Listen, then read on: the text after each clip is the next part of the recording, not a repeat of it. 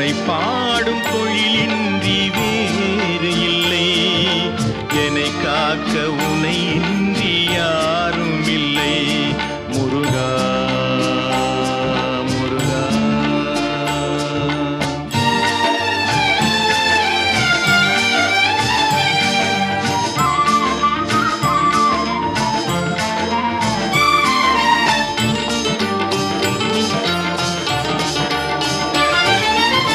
கற்பனையில் வருகின்ற சொற்பதமே அன்பு, கருணையில் உருவான அற்புதமே.